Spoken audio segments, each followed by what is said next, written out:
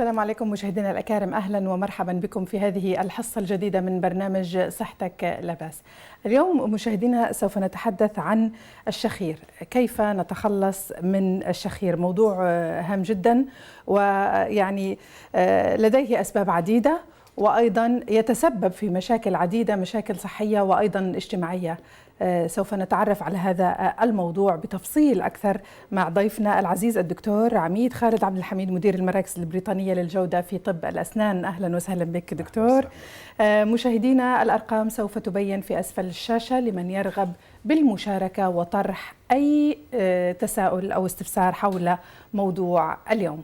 نبدأ مع ضيفنا دكتور عميد. دكتور، حدثنا عن الشخير، شو مشكلته الرئيسية؟ ليش دائما بيسبب مشاكل بين الأزواج؟ بسم الله الرحمن الرحيم، والصلاة والسلام على سيد الخلق والمرسلين نبينا محمد صلى الله عليه وعلى آله وصحبه أجمعين. أختي وجدان، حقيقة الشخير ننظر لها من زاويتين. الزاوية الأولى المشكلة الاجتماعية. في دراسة سعودية حقيقة لدول الخليج أثبتوا أنه هناك تقريبا 10% من حالات الطلاق في دول الخليج بسبب الشخير. والشخير أنت تخيلي واحد اللي جنبك يشخر صوت قوي، ما في نوم، فتصير أنه الشخص الزوج أو الزوجة عادة بشكل عام الشخير يصيب الرجال أكثر من النساء، يصيب الرجال بعد عمر 40، ويصيب الناس اللي هم عندهم نوع من زيادة الوزن. ويصيب المرأة ولا لا؟ يصيب المرأة، ولكن الرجال تقريبا أكثر ب40%، يعني غالبية اللي يشخرون هم من الرجال، لكن في نساء يشخرون. والحقيقة من العوامل اللي تساعد على الشخير والتدخين الوجبات الغذائية المتأخرة في الليل، هذه كلها تسبب. الجانب الخطر من الشخير الحقيقة أنه الشخير ممكن أن يكون إحدى علامات ما نسميها بمشاكل النوم، اللي هي توقف التنفس عند النوم، أو ما تسمى بالسليب أبنية. الآن السليب أبنية أو توقف التنفس عند النوم هو طبعا يصيب في الدراسات الأمريكية 30 مليون أمريكي يعانون من مشاكل النوم. مع الأسف في المنطقة العربية هذا الموضوع يعني في بعض الدول حقيقة لها بدايات وإسهامات في هذا الموضوع، لكنها لم تصل إلى مستوى خطورة هذا المرض. مشاكل النوم حقيقة في أمريكا نصف حوادث السيارات اللي تصير سببها أنه السائق ما ينام بعمق. يعني احنا مشكلة التوقف لا ينام بشكل كافي، لا ينام، لكنه لا يعني يصير عنده ما نسميها بالسليب أبني أو توقف التنفس عند النوم. المريض اللي يصير عنده الشخير، الشخير في عندنا لسان المزمار أو اللهات اللي هو في سقف الفم. هذه تكون شيء مترهل لما تورم بشكل كبير بسبب الدخان، الكحول، بسبب الأكلات الدهنية، وبسبب بعض السبايسز موجودة في الأكل، الكاري والأكل المخدشة للأنسجة المخاطية لهذه سقف الفم، نشوف أنه تنتفخ وتسكر المجرى التنفسي. فنشوف أنه الشخير هو عبارة عن اهتزازات لسان المزمار مع الصوت هذا، يطلع الصوت هذا المزعج اللي يسمى بالشخير. الفيديو موجود معنا، خلينا نشوف هذا من البداية. هو في مقاطع قبل هذا المقطع، يا ريت نحضرها من البداية لو سمحتوا. فمع الأسف يعني الشخير مشكلة اجتماعية، ولكنها مشكلة، يعني إذا نشوف هنا في يعني نبدأ بالمشكلة الاجتماعية. يعني كثير من الزوجات حقيقة يعانون أنه ما يستطيعوا يناموا بسبب أصوات الشخير. فنشوف أنه الشيء الوحيد اللي حتى الخطورة مثل ما قلنا أنه الشخير هو إحدى أعراض مرض السليب أبني أو توقف التنفس عند النوم. ومثل ما ذكرنا 40 مليون أمريكي يعانون من مشاكل التنفس في الليل، مشاكل النوم، يعني صعوبة التنفس تقصد؟ توقف التنفس. توقف الحقيقة. التنفس نصف حوادث السيارات اللي يصير من 3 إلى 7 مرات الشخص اللي عنده مشاكل الشخير ومشاكل التنفس ممكن أنه يسوي حوادث في السيارات، لأنه المشكلة ما ينام بعمق. نعم. طبعا ايضا مشاكل توقف التنفس عند النوم ترفع من ضغط الدم، تؤدي الى اصابه بامراض القلب، تؤدي بالجلطات، وكذلك تؤدي مثل ما هنا نشوف 38 ألف أمريكي يعانون من مشاكل الجلطات القلبية والموت بسبب سليب أبنية. يعني أفهم من كلامك أنه حتى الشخير قد يؤدي إلى الوفاة. هذا صحيح، 38 ألف وفاة في أمريكا سنويا بسبب ليس الشخير وإنما بسبب السليب أبنية. السليب أبنية حتى نشرحها للمشاهدين أكثر دكتور. السليب الأبنية نعود مرة أخرى للفيديو بعد قليل. يعني هي النوم المتقطع، يعني لدرجة أنه الإنسان لا يأخذ قسطه الكافي من النوم، فيكون النهار كله تعبان ومتعب، أليس كذلك؟ هو توقف التنفس عند النوم. هو يتوقف فجأة؟ يتوقف تماما. يعني عادة المريض اللي يكون عنده هذه المشكلة، مشكلة توقف التنفس عند النوم، نجد أنه المريض بسبب تضخم اللهات وبسبب نومه اللسان سبحان الله يرجع إلى الخلف. المسافة اللي موجودة مثل ما شفناه بالفيلم، المسافة الموجودة في القصبة الهوائية اللي توصل الأكسجين إلى الدماغ تكون صغيرة جدا. في بعض الحالات عندما يكون الشخص بدين overweight ويدخن بشراهة يعني. ويشرب بشراهة وأكله متأخر، هذا تسكر تماما. فشوفه يصحى من النوم، يعني أنا هذه دعوة لكل الزوجات والأمهات والأخوات، إذا عندهم أحد يشوفه يصحى من النوم بهذه الطريقة هذه توقف التنفس عنده. فالدماغ سبحان الله يعطي إعاز للجسم أنه اسحب هواء بشكل عالي، لأنه طبعا الدماغ إذا توقف عنه الأكسجين 4 دقائق يؤدي إلى موت الدماغ. فطبعا هي ثواني ما توصل ل4 بس هذه الفترة اللي يسكر فيها القصبة الهوائية بسبب اللسان يرجع إلى الخلف، لا يدخل، وبسبب تضخم لسان المزمار وسقف الفم نشوف أنه الأكسجين لا يصل إلى الدماغ. فسبحان الله غريزة البقاء في جسم الإنسان يخلي الجهاز العصبي يدفع المريض أن يصحى ويسحب هواء بهذه الطريقة. البعض قد يعتبر ذلك أنه مثلا كان في كابوس أو حلم مزعج فقام بهذه الطريقة مثلا. نعم، للجهل صحيح. وبعضهم يقول لك أنت يعني أحد عامل لك عمل ولا صحيح والله يعني أو هو هذا كابوس، لكن الحقيقة مرض خطير، مرض يقتل. يعني معناه يجب الانتباه لهذه المسألة، خاصة الأسر اللي يوجد فيها شخص يشخر بالليل. أي شخص يعاني من الشخير يجب أن يراجع أخصائي أمراض النوم. الآن لأن بعض الناس، عفوا على مقاطعتك دكتور، تعتبر أنه الشخير مسألة عادية، أنه ممكن من التعب أو واحد تقل بالأكل بالليل أو عشاء وبعدين تنتهي. هذا صحيح مثلاً. يعني يمكن إذا واحد يشخر مثلا مرة بالأسبوع أو مرة بالشهر هذا تعتبر طبيعي، خصوصا إذا كان عنده زيادة في الوزن وبعد عمر 40 ومدخن شره ويشرب بطريقة وأكله متأخر. هذه يعني الشخير حيكون إحدى مؤقت يعني. لا نحن نتحدث عن الشخير المستمر. إذا كان في شخير مستمر فعلى العائلة أن تسأل هذا الشخص اللي يشخر أن يراجع ما نسميه أخصائي أمراض النوم. أخصائي أمراض النوم. طبعا هؤلاء المتخصصين هذول موجودين ببلادنا المتخصصين. بدأت في الرياض وفي جدة وموجودة في المستشفيات يعني هناك الكبيرة. أمراض خاصة بالنوم؟ نعم، هذه سليب ديس اوردر، هذا قسم متخصص الآن في UCH. طبعا الشخص كيف يفرقون؟ يعني احنا قلنا أول شيء 40% من اللي يشخرون هم يعانون من توقف التنفس عند النوم، وهذا التوقف مرض خطير يؤدي للوفاة. 35% من العجز الجنسي عند الرجال سببها هو شخير، توقف التنفس عند النوم. الشخير هو عرض. الشخير ليس مرض. طيب طبيب الأسنان هنا كيف يمكن أن يساعد على التخلص من الشخير؟ وطبعا احنا مثل ما شرحنا أنه هذا مرض خطير، مرض يقتل، مرض يؤدي إلى أمراض القلب والضغط. الشخير هي أحدى أعراضه.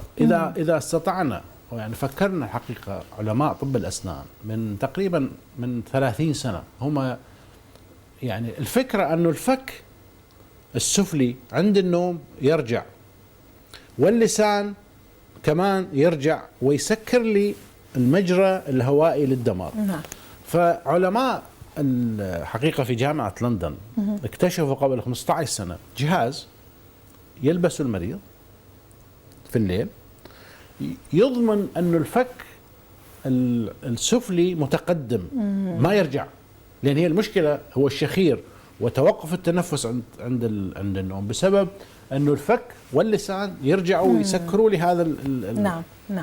ممكن نشوف الفيديو أيضا نتابع معا. هذا هو الجهاز. هذا واحدة من الأجهزة طبعا فيها يعني وإذا نرجع نشوف أنه سبب الشخير مثل ما شرحت يمكن حيطلع الآن. هذه هي بالضبط، هذه أختي وجدان. شوف هذا اللسان لما يرجع إلى الخلف ويسكر لي هذا المجرى التنفس، شوف يصير ضيق فنجد أنه في بعض الحالات يسكر تماما.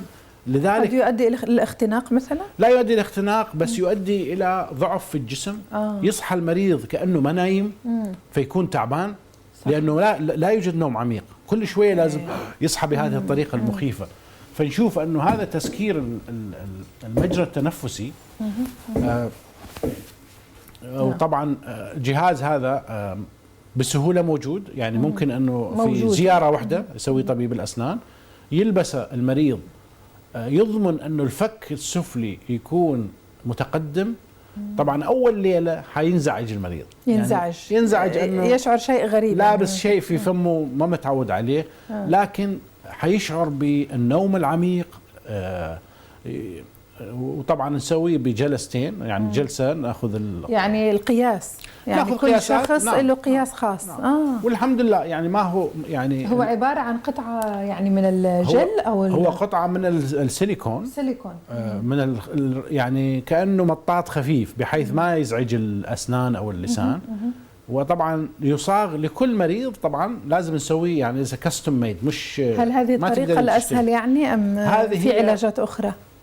طبعا علاج السليب أبنية مثل ما نشوف أنه ممكن هنا إذا الإخوان يشوفون السلايد، علاجات الأسنان تشكل حقيقة الآن في العالم 25% من معالجة السليب أبنية هي بالأجهزة هذه البسيطة، لأنه رخيصة وما تحتاج، وبالفعل لها مفعول يعني جيد 100%. طبعا عندنا كمان في بنسميه السيباب المريض اللي يكون عنده توقف التنفس عند النوم مرتفع بشكل عالي، يعطوه يخلوه له زي الماسك مرتبط بالأكسجين، وهذا لازم يوميا ينام فيه، لأن إذا ما عمل كده يموت.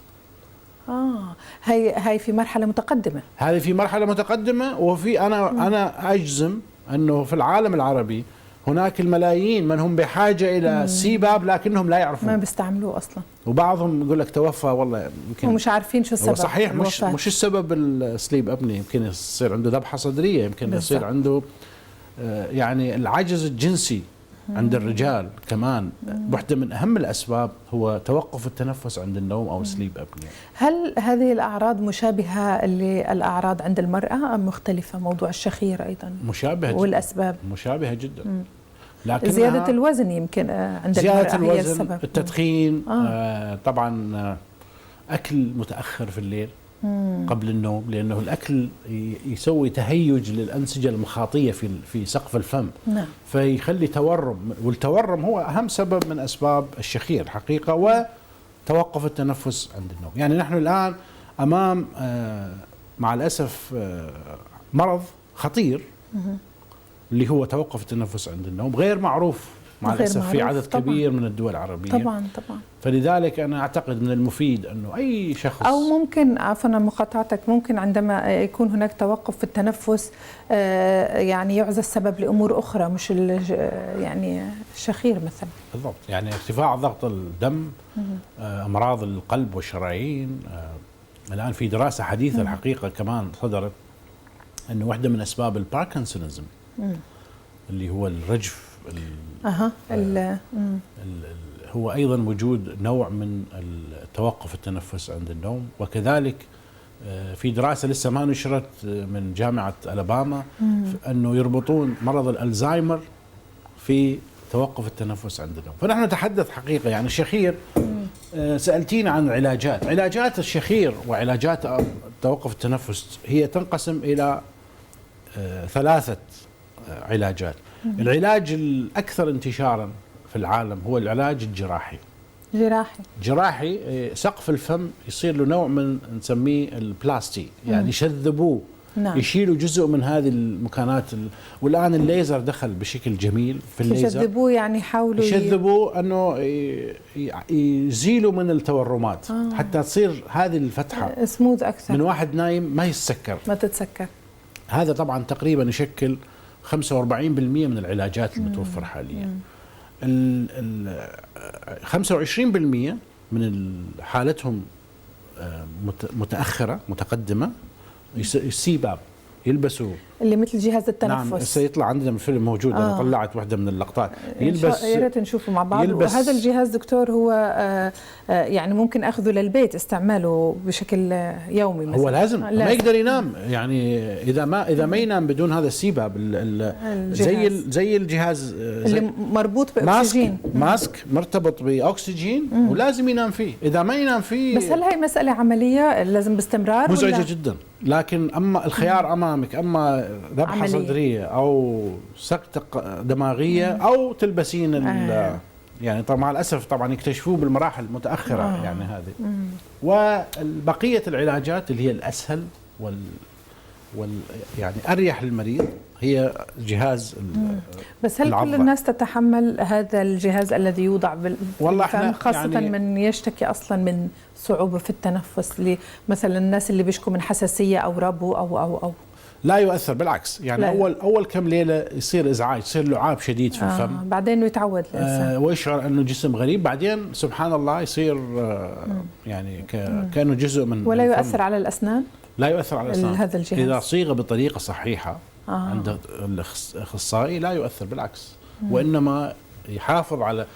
شوفي أختي، هذا إذا يطلع لنا المخرج نعم. هذا يعني تخيلي واحد يوميا ينام بهذه الطريقة، يعني هي ما هي سهلة ومزعجة لكنها تنقذ حياة الإنسان. بالضبط.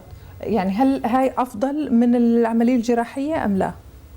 يعني هاي العملية استعمال هذا الجهاز يوميا هي الأنسب مثلا؟ هي طبعا هنا الأخصائي هو الذي استشاري أمراض النوم هو اللي يقرر حسب. احنا عندنا حقيقة 4 كلاسيفيكيشن للسليب أبنية. نوعها يعتمد على سبب، يعني مثل ما قلنا انه في عندنا سقف الفم والتورمات في سقف الفم اللي تحدد اي تشخيص. أيوة. في عندنا 4 أنواع. فاي تشخيص منهم وعلى ضوءها يصفوا العلاجات. لكن مثل ما قلنا اغلب العلاجات الان نشوفها هي بالليزر. تكون ناجحه جدا كمان بالليزر. نعم. تشذيب او ترتيب منطقه سقف الفم بحيث الجزء المتورم ينشال بالليزر وتصير فتحه. المتورم او الكبير يعني تقصد؟ نعم، يصير به نوع من احيانا يقال انه اللوزتين هي تسبب ايضا كمان الشخير وازالتها هل تساعد؟ اذا كانت متورمه. الحقيقه هي بعيده، يعني مثل ما شفنا اللوزتين تكون على جانبي. صحيح. يعني هنا اذا ما ادري الاستاذ المخرج اذا المشاهدين دا يشوفون هذا الفيلم، احنا دا نشوف هذا الممر هو بالضبط بالوسط على جانبيه موجوده اللوزتين. الان في حالات حقيقه تقريبا نصف بالمية من حالات الامراض توقف التنفس عند النوم يكون اللوزتين كبيرة بشكل واصلة إلى هناك. نعم، بس هذه تكون نادرة. المشكلة هنا ليست في اللوزتين بقدر ما هي المشكلة في التورمات اللي يصير في سقف الفم واللي عادة سببها زيادة في الوزن. يعني سبحان الله الرقبة من يصير بها كمية من الشحوم هذا الفات يدفع يقصر من مساحة المسموحة للأكسجين أن يدخل عن طريق الأنف وعن طريق الفم عند التنفس. فلذلك نشوف أنه الحقيقة يعني مرض الشخير ليس مرض الشخير قاتل، ولكن مرض الشخير هو ممكن أن يكون عرض لمرض خطير هو توقف التنفس عند النوم. ومع الأسف هذا المرض يعني لا أجد وسائل الإعلام العربية تسلط عليه، مع العلم أنه منتشر. يعني أنا حقيقة لا توجد أرقام عربية أو لم أطلع عليه يجوز، لكني أجزم أنه نحن ما لا يقل عن 50 مليون عربي يعانون من هذه المشكلة، وهم مش عارفين أنه ما يعرفون هاي مشكلة يعني موجودة معهم. ما علاقة التدخين دكتور بالشخير؟ التدخين طبعا التدخين سقف الفم هذا اللي شرحنا عنه يتورم بسبب النيكوتين وثاني أكسيد وأول أكسيد الكربون والقطران. نعم. عندما يمر بنفس المجرى التنفسي يسوي نوع من الاحتقان، وهذا الاحتقان هو اللي يسبب توقف التنفس حقيقة، ويسبب الشخير أيضا. فلذلك المدخنين أكثر عرضة للإصابة بالشخير من غير المدخنين. اللي يتناول الوجبات المتأخرة في الليل اللي يكون فيها دهن، كمية دهون كثيرة وكمية أشياء مخرشة، المخللات، السبايسز، التشيلي، الأشياء الحارة، كلها هذه مخرشة تورم منطقة سقف الفم ولسان المزمار، فتساعد على زيادة كمية الشخير وصوت الشخير. ولكن في شخير مؤقت يعني يأتي هيك بشكل عندما يكون هناك سبب معين، ولكن في شخير متواصل يعني لا ينتهي. هل هذا معناه أنه الشخير المتواصل هو مرتبط بأمراض معينة؟ يعني صاحب مشكلة الشخير يعني لديه أمراض لذلك هو نعم 40% يعني 40% من اللي يشخرون بشكل مستمر هم يعانون من توقف التنفس عند النوم، وهو مرض خطير. يعني لكن 60% هل هذا التوقف التنفس عند النوم مرتبط بأمراض معينة؟ نعم، هو يؤدي إلى أن الشخص يصحى من النوم كأنه ما نايم، فتتجمع عليه الأيام، فتشوف حوادث سيارات تصير، ارتفاع شديد في ضغط الدم لأنه جسمه ما دا يرتاح. نعم. كل شوية لازم يصحى مختنق وأيضا يزعج الآخرين، يعني لا هو بينام ولا غيره بينام. هو حيكون جسمه كمان يؤدي إلى السكتات القلبية، حوادث الوفاة مثل ما ذكرنا 300,000 في أمريكا فقط، 300,000 سنويا. وفي يعني هناك من يقول أنه حتى صوت الشخير مرتفع لدرجة أنه أحيانا حتى الجيران يسمعوا الصوت. نعم صحيح. ممكن واحد يسمع يعني هي طب مثل ما قلنا هي مشكلة اجتماعية ومشكلة صحية، لكن خطورة المشكلة الصحية وجهل مع الأسف عدد كبير من العوائل العربية بأنه هذا الشخير ممكن أن يكون عرض لمرض خطير هو توقف التنفس عند النوم.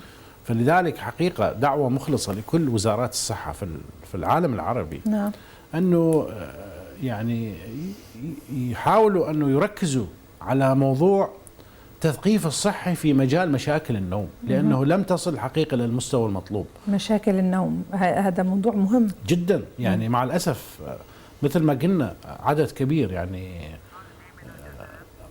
35% من مشاكل العجز الجنسي عند الرجال هو سببها السليب أبنية. نعم. اسمح لي دكتور نأخذ اتصال من الجزائر. الأخ الخالدي، السلام عليكم. وعليكم السلام. أهلا وسهلا بك، تفضل. الله يسلمكم، مشكورين على هذه الحصة. الله يخليك، أشكرك. أرحب بالدكتور. تفضل. هو يرحب بك أيضا، تفضل. دكتور، فيما يخص الرياضة الجري دكتور، الرياضة هو مفيد للتقليل من الشخير؟ نعم، سؤال مهم. لديك أي سؤال آخر؟ لا، هذا مكان. شكرا جزيلا، شكرا على مشاركتك. ذكر أنه الرياضة الجري أو الركض هل يقلل أو من مسألة الشخير؟ أنا أشكر الأخ الخالدي الحقيقة على سؤاله، لأنه ذكرني بأنه من الأشياء اللي يعني لسه ما وصلناها، بس كيف نتجنب الشخير، كيف نحاول أنه ما هي الأساليب اللي تخلينا لا نشخر في الليل، كذلك نستمتع بنوم عميق. واحدة منها طبعا أول شيء التقليل من التدخين. تقليل من التدخين. والاستشاريين وأمراض النوم ينصحون أنه 3 ساعات قبل النوم، المدخنين 3 ساعات قبل النوم المفروض ما يدخن، لأنه هذه السيجارة قبل النوم تؤدي إلى تورم سقف الفم ولسان المسمار، فيصير عندك الشخير. الرياضة ونصف ساعة في اليوم 3 مرات في الأسبوع تكفي بأنه تخفف من ترسب المواد الدهنية في منطقة الرقبة. يا سبحان الله. لأن احنا قلنا من أهم الأسباب يعني زيادة الوزن. طبعا ليش زيادة الوزن؟ لأنه سبحان الله الرقبة يصير حولها كمية كبيرة من الفاتي ديبوزيت، وهذا الدهون تدفع مجرى التنفسي للهواء يصير أضيق. اسمح لي سنتحدث، نعود مرة أخرى لنقطة الرياضة وهي مهمة. نأخذ اتصال جديد من الأخ مصطفى من مصر. السلام عليكم. عليكم السلام ورحمة الله. أهلا وسهلا بك، تفضل أخي. أهلا بحضرتك. أنا عندي سؤال بس بطرحه لدكتورنا العظيم. تفضل. بقول له أنا من ساعة الثورة ما قامت وشفت دم الشهداء وشفت القتل قدام عينيا. أنا طبعا يعني راجل صنايعي، ما أناش راجل إرهابي ولا حرامي. فشفت الدم كل يوم قدام عينيا، وحرق الأحياء وحرق الجثث وذبح الناس. فجاتني حالة نفسية، بقيت وأنا نايم بالليل بكز على اسناني واكسر في اسناني بطريقه غريبه جدا. هل انا تحولت لمريض نفسيا فعلا او اعاقه؟ اخ مصطفى، هل تعاني من الشخير ولا لا؟ عندك؟ ما عنديش شخير، ما عنديش شخير ولا حاجه، بس من كتمه الحزن على الابرياء اللي بيسقطوا كل يوم بكسر في اسناني تكسير وانا نايم. شكرا جزيلا على مشاركتك، اسمع الاجابه بعد قليل. اذا نعود الى الرياضه ثم نتحدث عن سؤال الاخ مصطفى. الرياضه مهمه جدا في علاج الكثير من الامراض حقيقه، يعني والوقايه من الامراض. اخر دراسه للحقيقه في جامعه كاليفورنيا اكتشفوا أنه من يمارس الرياضة نصف ساعة 3 مرات في الأسبوع، يعني 3 مرات في الأسبوع نصف ساعة، تكون أعضاء الرياضة يعني السباحة، مشي، أي نوع من الرياضة، إذا كان في الجيم أو السباحة أو حتى المشي أو حتى يعني التسوق، الركض، الويندو شوبينج، يعني خصوصا في دول الخليج حر واحد ما يقدر يمشي. صحيح. فتروحين للمولات الكبيرة واحد يمشي نصف ساعة. اكتشفوا أنه هذا الشخص أو هذه المرأة إذا مارس الرياضة نصف ساعة 3 مرات، تكون أعضاء الداخلية القلب والكبد والكلية والدماغ أصغر من اللي ما يمارس ب10 سنوات. يا سبحان الله، هي معلومة مهمة عشان يعني للي حابب 10 سنوات، يعني اللي يمارس رياضة 3 مرات في الأسبوع نصف ساعة كل مرة تكون أعضاء الداخلية الدماغ، فما بالك باللي بيمارس الرياضة بشكل يعني يومي أو شبه يومي. فلذلك حقيقة الرياضة تلعب دور مهم في التخفيف من حالات الشخير، لأنه تمنع ترسبات الدهون في منطقة الرقبة بحيث ما تضغط على نعم، جميل، ممتاز. وطبعا يعني مع الرياضة أيضا الابتعاد عن التدخين، الابتعاد عن الكحول، جعل الوجبات المتأخرة ليليا هذه ابتعاد عنها، يتجنبها، لأنه هي هذه الحقيقة هي السبب في المشاكل. نعم. وفي زيادة الوزن أيضا على فكرة. وفي زيادة الوزن. اتصال من تونس من الأخ هادي. عسلامة أخ هادي، انقطع الاتصال، حاول أن تتصل مرة أخرى. الأخ مصطفى من مصر دكتور تحدث أنه لبعض الأسباب يعني شعر أنه هو يعاني من صدمة نفسية، ولكن هو بدأ يكسر على أسنانه. هي طبعا هذه شائعة بعد هذه المشكلة. بالنسبة للأخ مصطفى من مصر العزيزة علينا كلنا، الحقيقة في شيء اسمه بوست تروماتيك سيندروم أو أعراض ما بعد الصدمات النفسية. نعم. هذه حالة نفسية بحاجة إلى العلاج والسيطرة عليها من قبل الأخصائيين النفسيين. موضوع أنه يقزقز على أسنانه، هذه طبعا هذه كلها ما نسميها احنا ستريس ريليفينج ميكانيزم. الإنسان اللي يمر بقلق شديد ويشوف هوايل في النهار، في الليل يبدي يأكل في أسنانه، ممكن تسبب مشاكل في الأسنان. مشاكل يعني مش بس في الأسنان، الفك ممكن أن يوصل مرحلة بعد ما يقدر يأكل، ما يقدر يفتح فكه. فأنا أنصحه بزيارة طبيب الأسنان ليعطيه شيء يشبه الجهاز اللي شفناه الشخير تبع الشخير، لكنه أصغر، وهذا احنا نسميه ميشيغان سبلنت أو العضة اللي تمنع المريض احتكاك الأسنان ببعض، تمنع المريض أنه هو نايم من يشوف شيء سبحان الله مؤلم. الأسنان فيها مجسات في الأربطة اللي تربطها بالدماغ.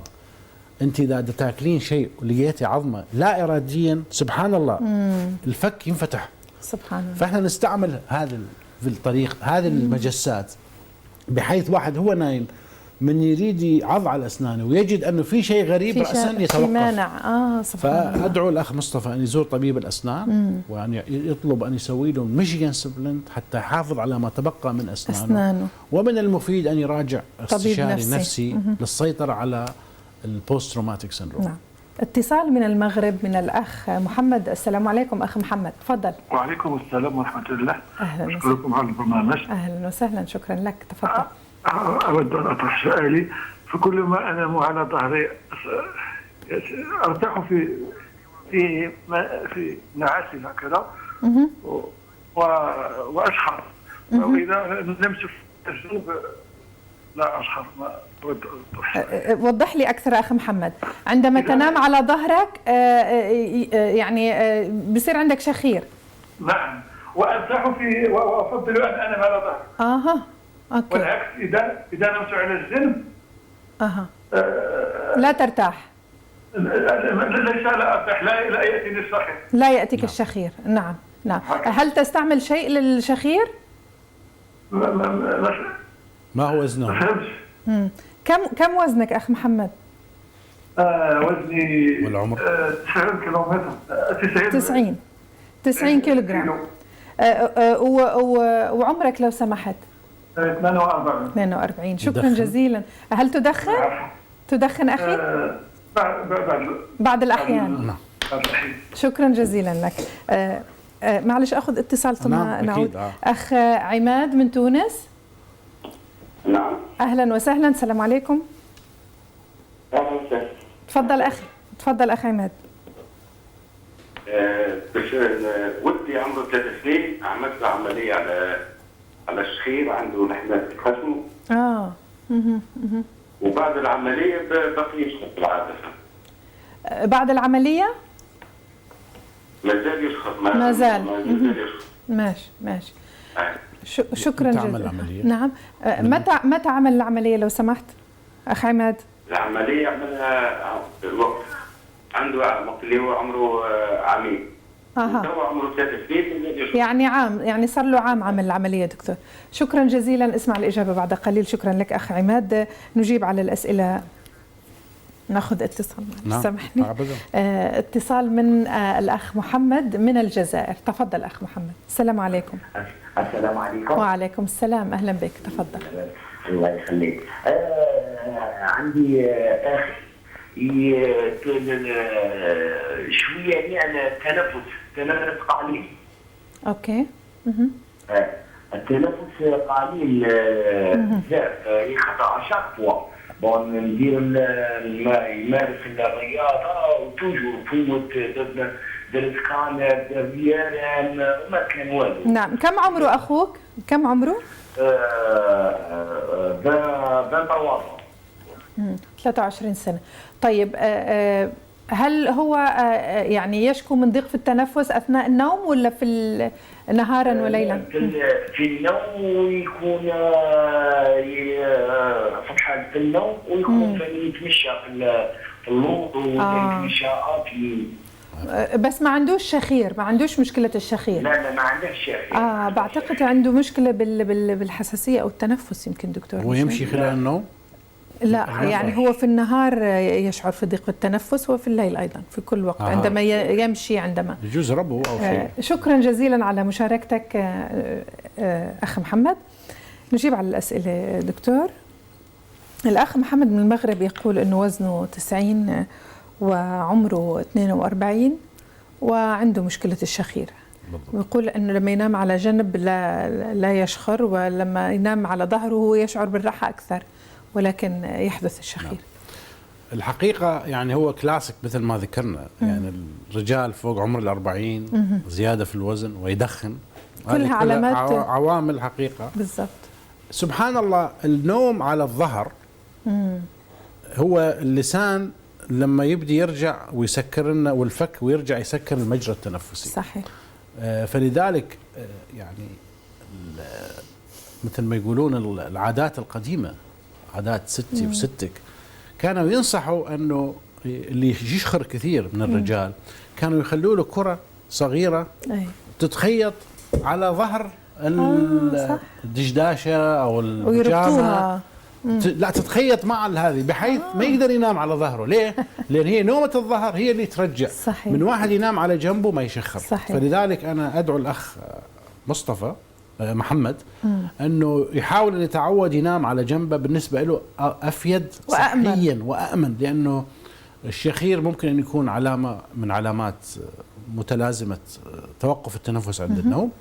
وأتمنى أن يذهب لزيارة إذا كان في، أكيد في المغرب في مراكز أمراض النوم، يسأل. خليه يعمل. طبعا مراكز أمراض النوم شو يسوون؟ يخلون المريض ينيموه عندهم لمدة يوم كامل، ويربطوه بكل أجهزة تخطيط القلب والأكسجين والضربات القلب، يتأكدوا، ويصورون فيديو لمدة الليلة كاملة، وعلى ضوءها يشخصون حالته، هل هو يعاني من سليب أبنية، وإذا كان يعاني من متلازمة توقف التنفس عند النوم من أي كلاس، من أي تشخيص، لأن فيه أربع يعني حالات، وعلى ضوءها يوصف العلاج إذا كان. ولكن بشكل عام العلاج الأسهل والأنجح هو عضة الأسنان. عضة الأسنان الأسهل والأنجح والأرخص. بس هاي لازم بشكل متواصل يلبسها. لازم. هل الشخير له علاج؟ يعني ممكن أن أتوقف؟ نعم، يعني اللي عنده تورمات شديدة في سقف الفم بسبب في أسباب عديدة طبعا. نحن نشظبها بالليزر. هذه عملية اليوفيلو بلاستي نسميها. في الليزر المنطقة هذه المترهلة بتسوي اهتزازات وتسكر التنفس، نشظبها نحرقها بالليزر فيتوقف التنفس، يتوقف الشخير تماما نهائيا. يعني لا يعود مرة أخرى، لا يرجع مرة ثانية، إلا إذا كان في أسباب طبعا زيادة وزن وإلى آخره. أن ينزل من وزنه، أن يتوقف عن التدخين، يتوقف عن شرب الكحول، لأن الكحول أيضا مهيج ومخرج، وأكل الثقيل في المساء، الابتعاد عن الوجبات المتأخرة ليلا. يعني لنبتعد عن المخللات والأشياء الدهينة والأشياء اللي فيها فلفل وبهارات كثيرة، اللي هذه كلها تهيج وتورم النسيج المخاطي. الأخ عماد ذكر أنه ابنه عمره 3 سنين عمل عملية قبل سنة تقريبا لإزالة اللوزتين اللحمية. ما زالت الشخير ما زال موجود. شو السبب؟ الشخير عند الأطفال طبعا عادة ما يكون حقيقة وجود النيزل بوليب أو اللحمية مثل ما يسمونها، اللحمية هو من أهم الأسباب اللي تؤدي للشخير. كمان وجود التحسس في الغدد اللمفاوية، في عندك غدد لمفاوية في منطقة يعني تحت الفم. فأنا أدعو الأخ عماد أن يأخذ ابنه مرة ثانية إلى طبيب الأنف والأذن والحنجرة. الأنف والأذن والحنجرة، نعم، ليتأكد أنه اللحمية ما كانت هي السبب، أو هل تمت إزالة البوليب بشكل كامل ولا لا.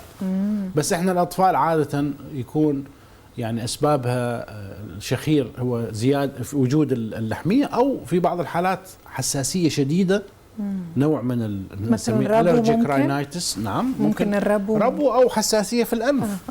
يعني طب ممكن علاجها هاي؟ نعم، هذه طبعا تحت يعني إشراف لازم الطبيب. يجب أن يذهب إلى مختص في الأنف والأذن يرجع والحنجرة. إلى نفس الجراح اللي عمل العملية قبل سنة لابنه، ويتأكد أنه هل تمت إزالة البوليب اللحميات بشكل كامل.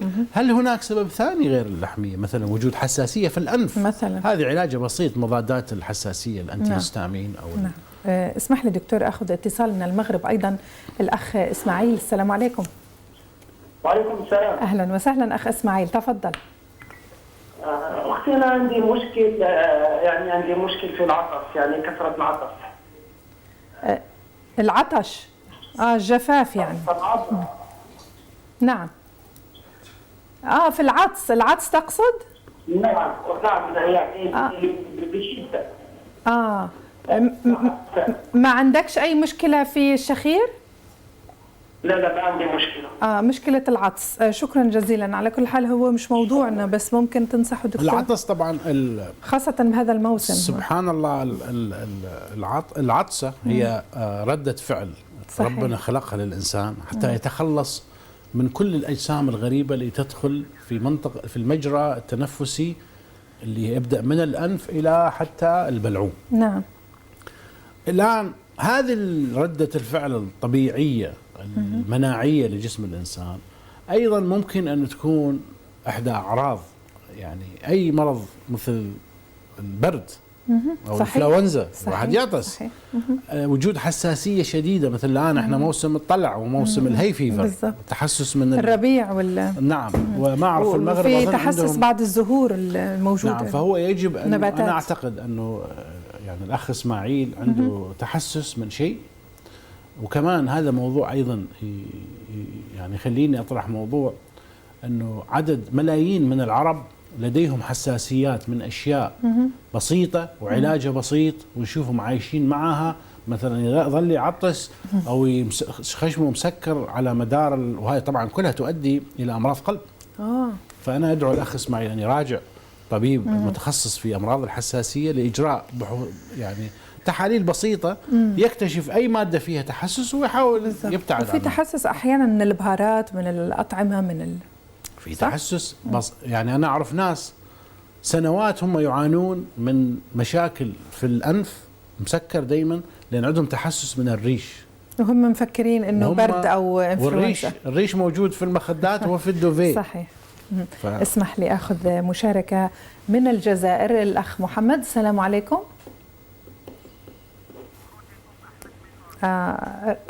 محمد يمكن طولنا عليه. عندنا اتصال من الأردن من أم أحمد. أهلا وسهلا بك. السلام عليكم أم أحمد. نعم. وعليكم السلام ورحمة الله وبركاته. أهلا وسهلا. أنا جزائرية بالعربي، يعني مقيمة في الأردن. نتشرف. أهلا وسهلا بك.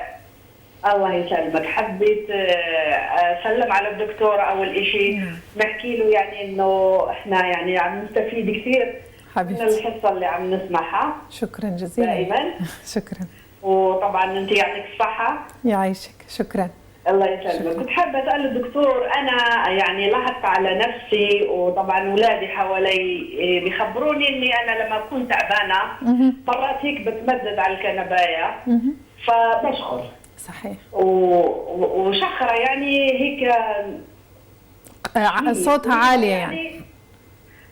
هي صوتها عالي بس تمتد فترة بسيطة جدا.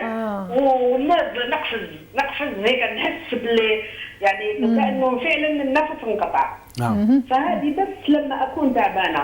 يعني كنت حابة أسأل الدكتور، يا هل ترى هاي يعني ممكن تكون عار يعني إنه يكون معايا مستقبلا هذا المرض لا سمح الله؟ لا سمح الله. يعني الحقيقة أم أحمد أنا أعتقد أنه يعني لكي نكون يعني في مجال الحذر ان شاء الله ما عندك انت هذا سليب ابنيه، بس من المفضل انه زورين احد استشاري امراض النوم في عمان.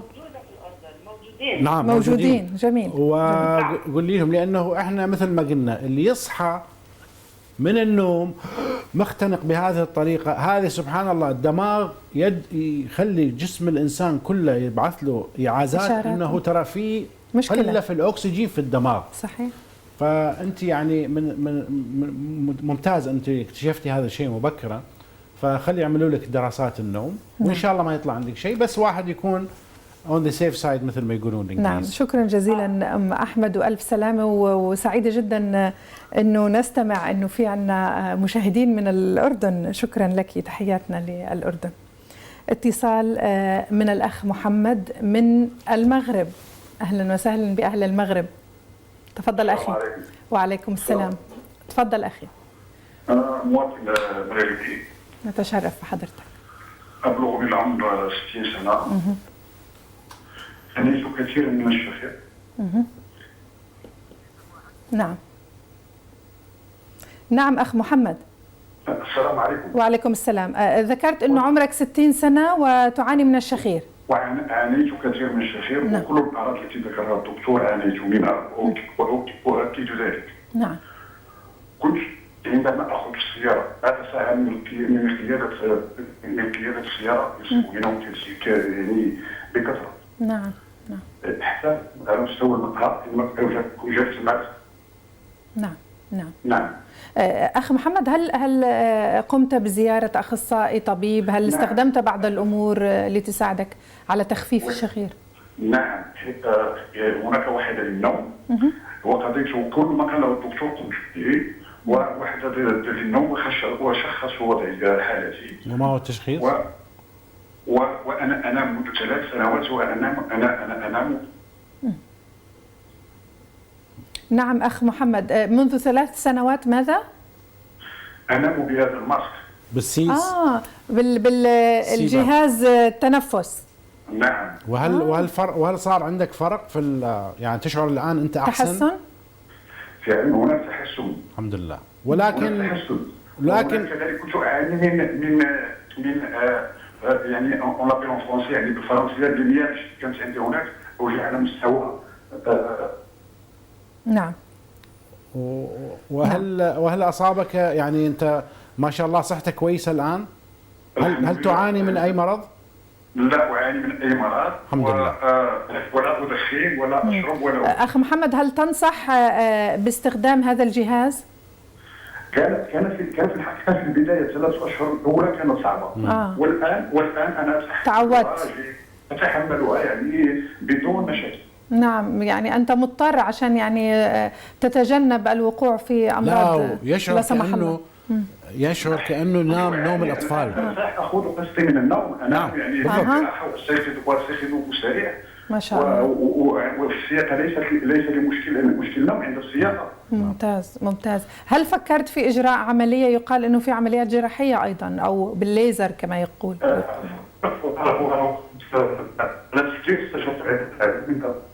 نعم. استشرت العديد من الأطباء وذهبت عند طبيب الأنف والحنجرة وأجمع غالبيتهم على أن لن تكون يعني مجدية عملية جراحية.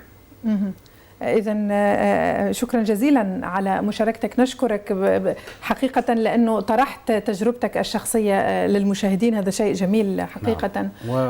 أشكرك شكرا جزيلا. وشعر فرق يعني شعر بفرق، تغيرت نحو الأفضل يعني. نعم، يعني أنت تخيلي أستاذة وجدان أنه واحد يوميا لا ينام بعمق، يصحى كأنه ما نايم، يؤدي إلى حوادث السيارة، تعب طول النهار، تأثر على حياته يعني الاجتماعية والعملية. الأخ محمد إنسان يبدو عليه مثقف ومحظوظ أنه شخص حالته مبكرا قبل ما يصاب بالأمراض.